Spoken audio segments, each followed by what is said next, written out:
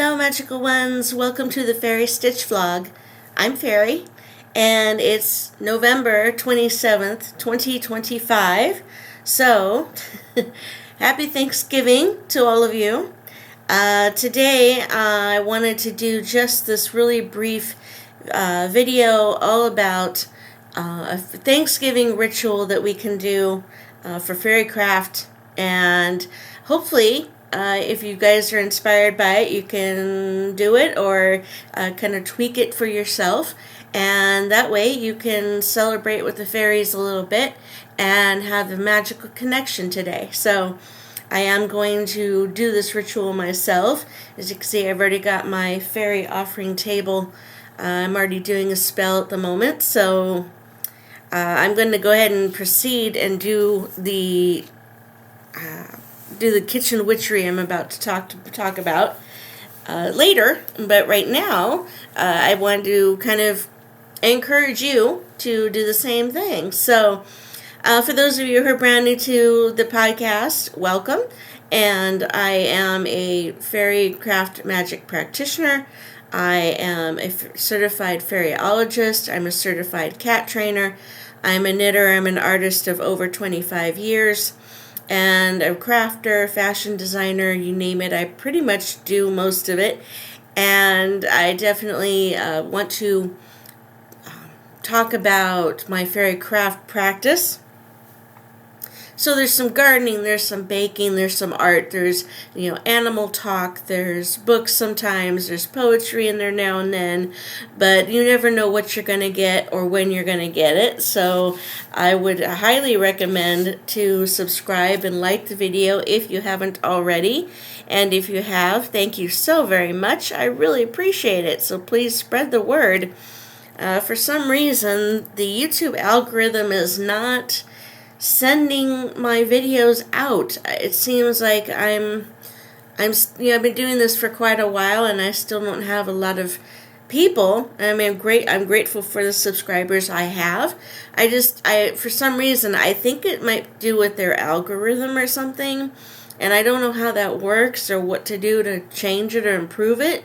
I'm doing everything I can, but I don't know what else to do. So please spread the word. I'd appreciate it. So today we're again talking a little bit more about this Thanksgiving ritual in order to connect to the fairies. And so what we're going to do here is a little kitchen fairy witchery. And so what I would recommend is that there's certain foods that we think about for Thanksgiving meals which actually have some deeper meaning than just looking good on the table. So I thought I would just talk about those really briefly. So a traditional Thanksgiving meal usually consists of turkey, but we might substitute ham or we might substitute chicken, depending.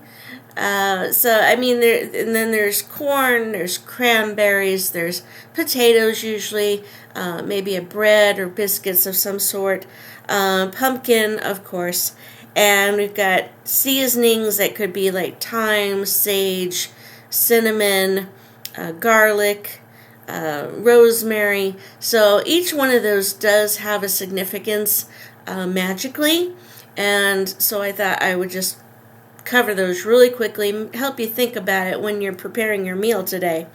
So corn actually represents protection and luck. Cranberries is protection and love. The onion is another protection. Potatoes are healing. Pumpkin is for abundance. Cinnamon is for vitality, love. It also can be for good luck and for abundance as well, maybe even protection. Garlic is for healing. That was one I didn't know, so that was interesting. Oranges are for happiness. And rosemary is for protection and cleansing. Sage is for protection. And thyme is for good health.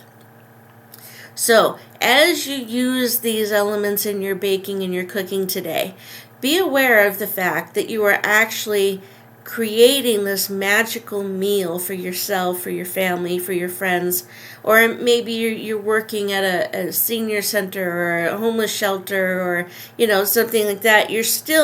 You are making and helping distribute this meal to people who need it, who need the warmth, who need the help, who need the all of those elements of protection and show love, and to actually feel better. And so you're actually promoting that.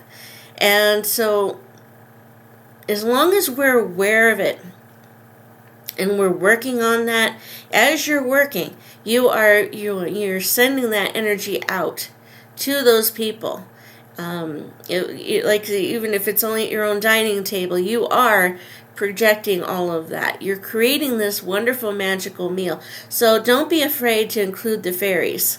Either set up a little table setting for them with just a few of those items on there, or at least just invite them to join your table. If you're into that, just make sure that it's all encompassing and that everybody feels comfortable, everybody feels safe, everybody feels happy, and you're having a good time, enjoying, being with your friends and your family, and make sure the fairies feel included.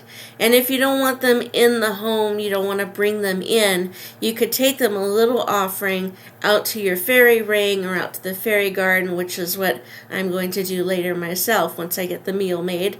So again, it's all about inclusive, promoting happiness, and sending that vibe out. So as you're preparing your meal, this is where your little kitchen witchery comes in. As you're preparing the meal, even if it's just taking it out of a box or a bag or a carton and serving it, you are taking that meal from one spot and serving it to the family or the friends. So make sure that your vibes are good, that you're happy, that you're enjoying it, you're proud of it, and that you're sending out those magical vibes. And the fairies, can be sitting on your shoulder, and you're going to give this to your family, present this to your family. And that way, if you put the intention into it, as you're working on it, as you're making it, or as you serve it, you're actually infusing it with all those good vibes. So make sure you're in a good mood. Take a breath, even if you feel like you're really scattered and going crazy and freaking out, and it's so many things to remember, and oh my God, take a few minutes before you actually serve it, and go, okay, this looks good, I'm happy, and I want to send that to the family. I want to give that to the family as my gift, as part of this meal. And you will definitely be sending out that vibe. The fairies will feel it, the universe will feel it, and your family will feel it, and it'll come back to you. So what you send out can come back. So be able to be open to it, and just take a couple minutes, calm yourself down, and then serve everything. Other things you can add to your meal that I consider to be more of a fairy witch aspects or components that I feel are important is, of course, apples. And because apples actually symbolize health, abundance, money, feeling good, that kind of thing. So, red or green apples or both, serve those, put them in a pie, make an apple pie. Or just cut them up and put them in a bowl and serve them, or put them around a dessert, or, dress things up with it. Apples are important, and fairies like apples, by the way. You could burn, as far as on your offering table, you could burn, like I'm doing. I've got my pumpkin with my green candle for good luck and prosperity. And, plus the pumpkin is holding it as a candle holder.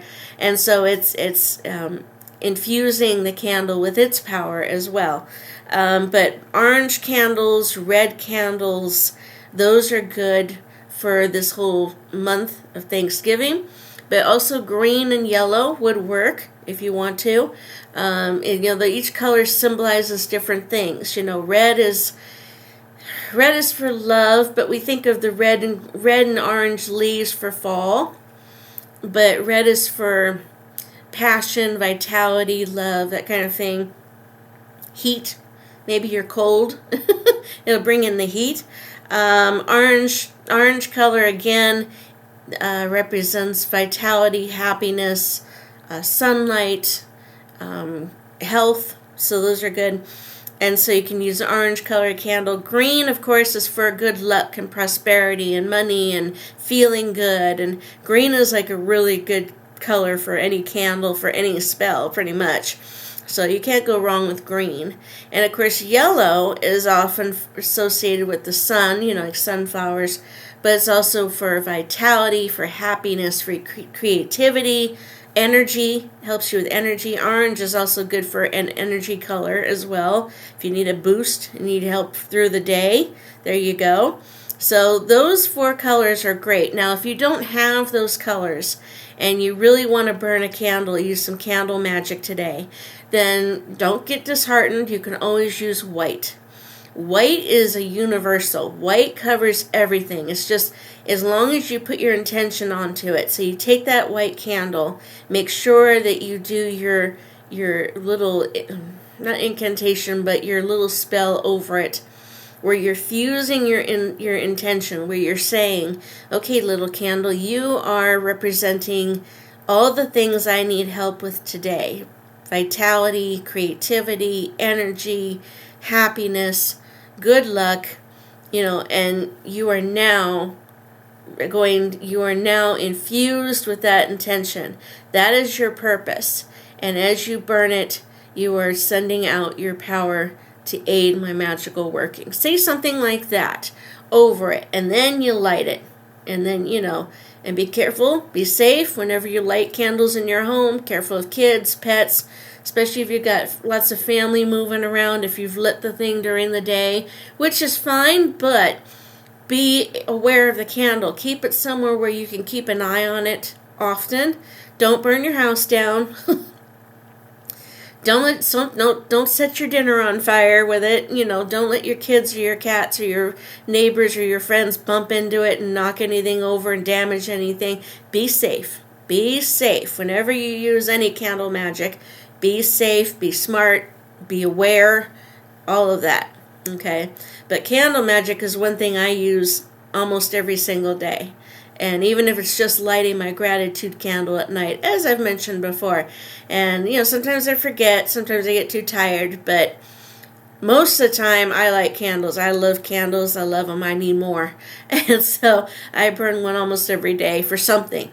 So I've already got my spell going for one thing. I will be working as I work on the meal later. I will be doing that as well, this little kitchen witchery, and I may use one of my candles on the dining table. I probably will anyway, light them all up, because we need help. So definitely think about that, and I hope that this gives you some magical inspiration for your Thanksgiving today. Like I say, be sure to be open and definitely invite the fairies or give them an offering to their outside spot, whether it be the fairy garden or the fairy ring, and be sure to include them. And that way they know that you are grateful that they are nearby, or at least even if you don't see them, even if you don't really feel them around, they're there. As long as you believe it, they're there. So just don't be afraid to acknowledge it and thank them, and hopefully they'll have a great day as well. So I hope that this little magical video helps you. And again, this is all about fairyology and our fairy witchery. So thank you so much for watching this. I am grateful for all of you for watching and spending time with me as often as you can. And I really appreciate it. So have a very good day. We wish you all a wonderful, wonderful day of being with your family, of gathering, of enjoying, and I wish that whatever meal you may be preparing, whether it be a vegetarian, whether it just be a pizza, whether it be spaghetti, whether it be a turkey dinner full out, I hope that all your plans go well, that the meal turns out fantastic, and that all of you are having a great day. So I send out those magical vibes to all of you today, and thank you so much for spending these few minutes with me. And we hope to see you in the next one. Please donate to our PayPal or our Ko-fi.com if you haven't already. Again, I have plenty of items being my classes. You can donate if you would like to for one time. You can become a donation member monthly, where you get a prize, a little prize every month that changes. Or you could purchase something, the dolls or the artwork or the classes or my newsletter. So thank you so much. We really appreciate it. And we hope to see you in the next one.